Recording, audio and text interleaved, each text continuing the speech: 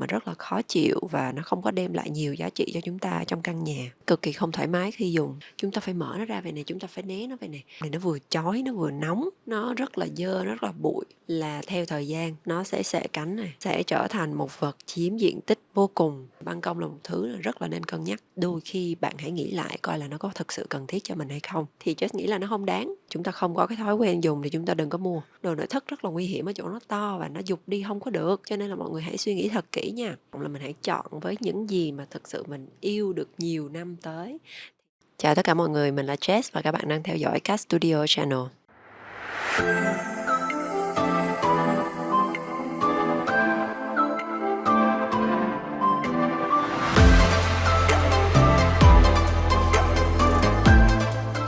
Đây là kênh tụi mình chia sẻ những kiến thức về kiến trúc nội thất, kinh nghiệm làm nhà hay sửa nhà. Video mới sẽ được lên sóng hàng tuần vào 8 giờ tối thứ Sáu hoặc Chủ nhật. Trước khi đi vào video clip ngày hôm nay, cho Jess xin một cái like bên dưới để mọi người khỏi quên và để clip này chia sẻ được tới nhiều người hơn. Như mọi người biết thì nội thất không có giống như quần áo hay là những cái món nhỏ nhỏ linh tinh, mà thường nội thất sẽ là những cái món đồ rất là lớn và chiếm diện tích ở trong nhà. Cho nên cái việc loại bỏ thay thế một món đồ nội thất nó không có dễ dàng. Trước khi mà các bạn chọn mua một cái món đồ nội thất nào đó, đặc biệt là những món không có dễ dàng để quăng đi hay thay thế, thì chúng ta phải suy nghĩ thật kỹ. Thì trong cái clip này Jess sẽ đưa ra những cái món đồ mà thực sự nó không cần thiết ở trong nhà, để ngay từ đầu chúng ta không nghĩ tới cái việc mua nó luôn. Đối với mình thì một cái món đồ nội thất á, chính vì nó lớn và giá trị của nó cũng cao, cho nên là mình sẽ hướng khách hàng lựa chọn những cái món mà họ thực sự họ yêu thích và đem lại cái giá trị lâu bền cho bản thân cái người sử dụng nó. Cho nên cái hạng mục đầu tiên mà chúng ta không bao giờ nên đụng tới, không bao giờ nên mua, đó là những cái món đồ nội thất mà nó không đem lại sự thoải mái.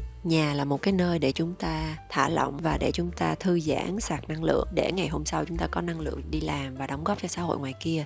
Vậy thì tất cả những cái món đồ nội thất trong nhà cần phải phục vụ được cái mục đích là làm cho chúng ta thoải mái. Cái mà Jess cảm thấy như là mọi người hay mắc sai lầm khi mà mua nhất, đó là cái ghế sofa nó không có cái tay vịn ở bên hông như vậy. Tại vì trên thị trường có rất là nhiều các cái kiểu dáng mẫu sofa rất đẹp luôn, rất bắt mắt, và đôi khi nó sẽ làm cho mọi người cảm thấy là cái sofa này phù hợp với cái phong cách nhà mình quá.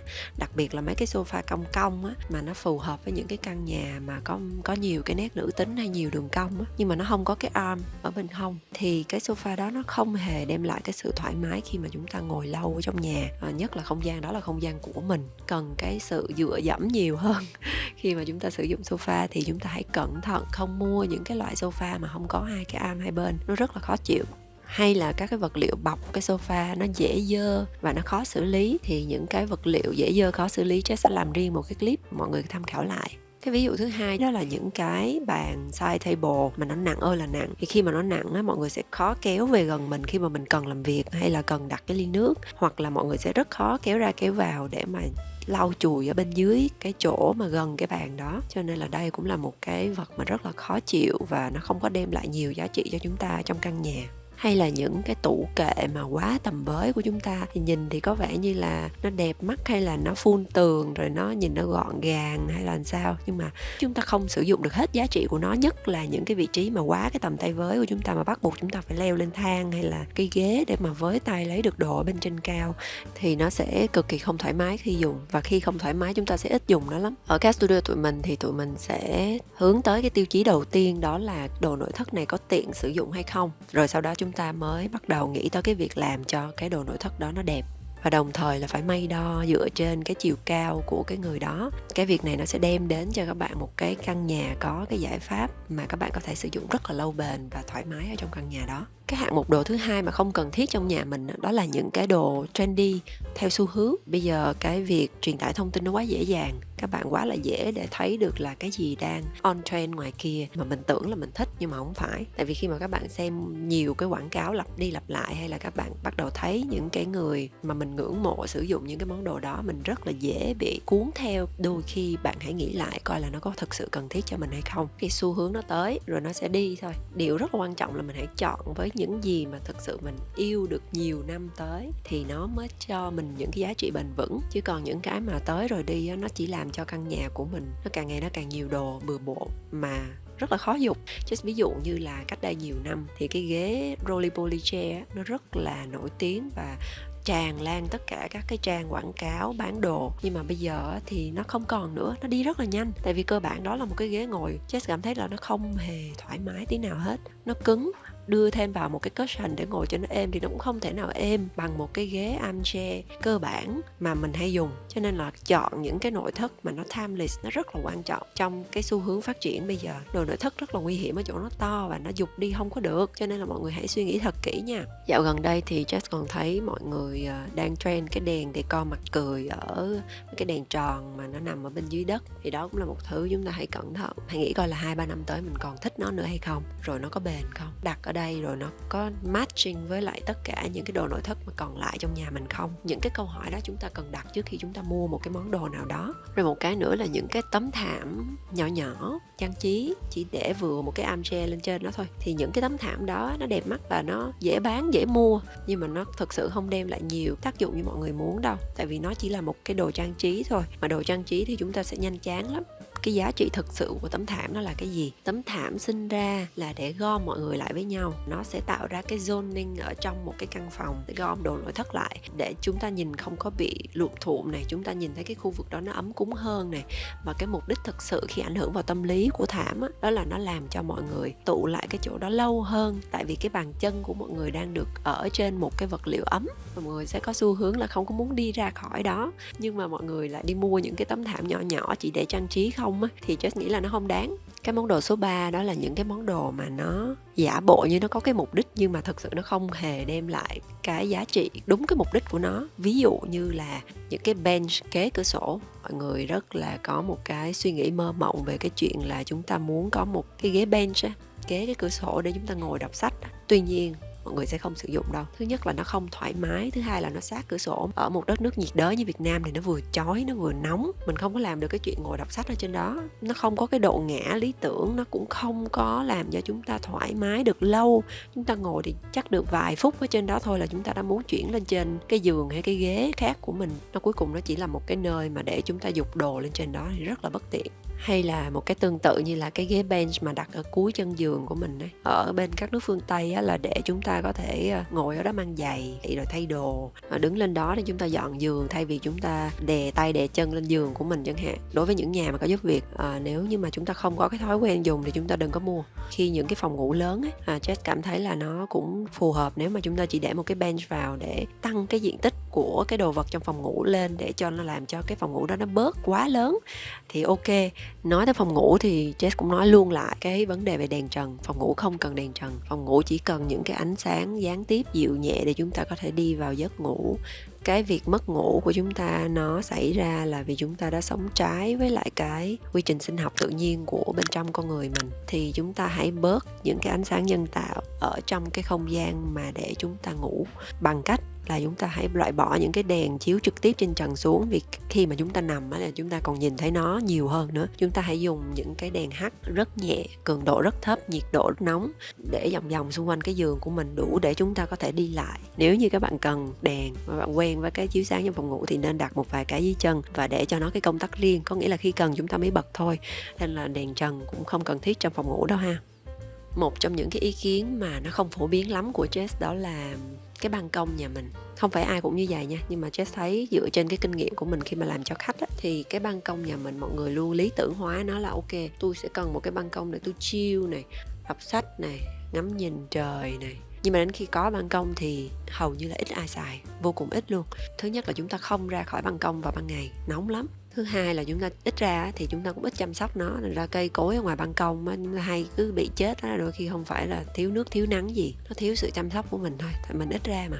Buổi tối tới á, có thể có những người họ sẽ ra ngoài ban công họ hóng gió, đọc sách hay là ngắm nhìn gì đó, nhưng mà gần như là buổi tối thì nó cũng không có phải là cái khoảng thời gian nhiều ở trong ngày. cho dù nhà bạn có view sông, thiên nhiên thì buổi tối ra ngoài nhìn cũng không có thấy rõ. Mình muốn đầu tư nhiều cho ban công thì mình hỏi lại coi là thật sự là mình nhiều là bao nhiêu, liệu mình có đủ cái thói quen đó hay không. Giải pháp tốt nhất cho cái vấn đề này là bạn vô bạn ở một thời gian, bạn dùng tạm những cái ghế tạm ở trong nhà, bạn ra bạn ngồi thử xem, rồi nếu như mà ok mình cảm thấy rất là thoải mái ở ngoài đấy thì mình mới bắt đầu đầu tư cho cái ban công, đầu tư cho những cái chỗ ngồi ngoài đó, đầu tư cho những cái giàn cây, đầu tư cho những sàn gỗ ban ngoài trời nọ kia, tại những cái đó nó cũng nhiều tiền. Khi mà chúng ta đầu tư nhiều quá mà nó không cần thiết thì nó uổng. Ban công mà không sử dụng nhiều á, nhất là ở những cái biệt thự ấy, có nhiều ban công quá thì chắc chắn luôn là cái ban công đó chỉ là để trống thôi, và lâu lâu lá nó tắc nghẽn các cái phễu thoát ở ngoài, nó phiền lắm, nó rất là dơ, rất là bụi. Nói chung là ban công là một thứ rất là nên cân nhắc. Cái hạng mục thứ tư mà không cần thiết trong nhà đó là những cái tủ giấu đồ mà quá nhiều ở trong nhà, hay là những cái nhà kho.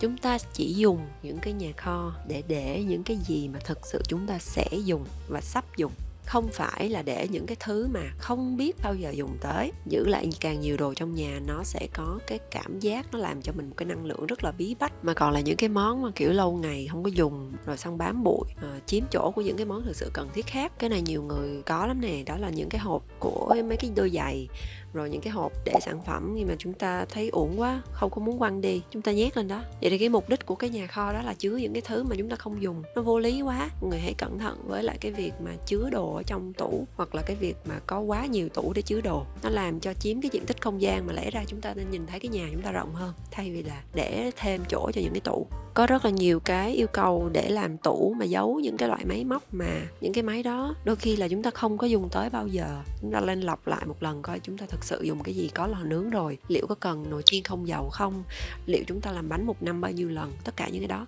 mà chúng ta giấu ở trong tất cả những cái cửa nữa thì càng quên sử dụng. Cái trường hợp ngược lại là sử dụng mỗi ngày hoặc là một ngày sử dụng rất nhiều lần mà chúng ta cũng giấu vô những cái tủ đó nữa, thì đến khi mà dùng thì các bạn lại lôi ra, dùng xong các bạn lại cất vào. Một ngày làm vài lần như vậy, nếu như các bạn không phải là một cái người thực sự siêng năng trong cái chuyện là dọn dẹp thì các bạn sẽ bị nản, và cuối cùng cái tủ đó sẽ để trống hoặc là để những cái thứ khác. Nên là hãy xem xét, đưa ra cái quyết định là có làm cái tủ đó hay không, vì một cái tủ nó chiếm diện tích dữ lắm. Một cái ý mà không có được phổ biến lắm của Jess đó là cái tủ ở trong cái chỗ rửa mặt của chúng ta, cái tủ mà chúng ta ốp gương lên ấy. Rồi mỗi khi chúng ta dùng chúng ta phải mở ra để lấy đồ bên trong mấy cái chai lọ nọ kia của mình ấy. Mà ở mấy cái phim Mỹ ấy, mọi người hay để ý là thấy họ để thuốc thang rồi nọ kia, mỗi ngày họ uống ở đó, tại họ dùng được cái tap water, cái nước từ bên trong cái vòi. Việt Nam mình không dùng được. Cái tủ mà để đựng giấu đồ đó nó nên là cái tủ riêng ở bên cạnh, còn cái gương chỉ nên là cái gương thôi. Tại vì cái gương mà làm cái tủ ấy, mỗi lần chúng ta dùng ấy, chúng ta phải mở nó ra về này, chúng ta phải né nó về này.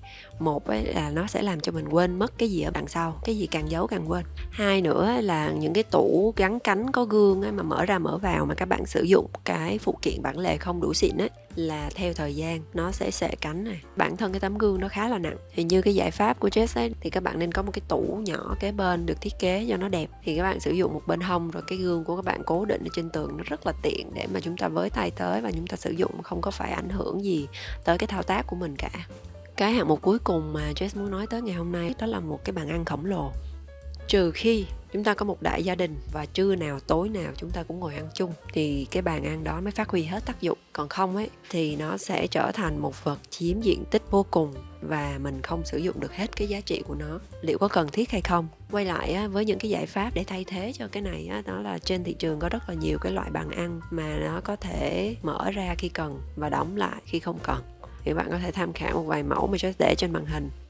Đồng thời là nếu như suy nghĩ kỹ về cái nhu cầu của mình thì nên tối giản hóa về bàn ăn lại để cho chúng ta có được những cái diện tích lớn hơn, phục vụ cho những cái mục đích khác trong cái cuộc sống hàng ngày của mình ở trong nhà. Tóm lại, tổng hợp lại các cái yếu tố mà các bạn cần cân nhắc khi quyết định mua một món đồ nào đó thì có 4 cái yếu tố này. Thứ nhất là cái món chúng ta sắp mua, cái tần suất sử dụng nó có cao không. Nếu như mà chúng ta không dùng nó nhiều thì không cần mua, hoặc từ từ hẳn mua để suy nghĩ thêm. Thứ hai đó là công năng. Cái món này được claim là nó có tác dụng như vậy, thực sự nó có phục vụ đúng cái công năng đó hay không. Cái yếu tố thứ ba khi cân nhắc đó là nó có chiếm quá nhiều không gian hay không. Nếu chiếm quá nhiều không gian thì nó phải thực sự đem lại cái giá trị tương đương với lại cái không gian mà nó đã chiếm. Và cái cuối cùng, bạn mua một món gì đó nó có hợp với sở thích của bạn trong lâu dài hay không nha. Nó không phải là những cái sở thích bất chợt Bạn phải hiểu được bản thân mình để đưa ra được những cái quyết định về sở thích của bản thân.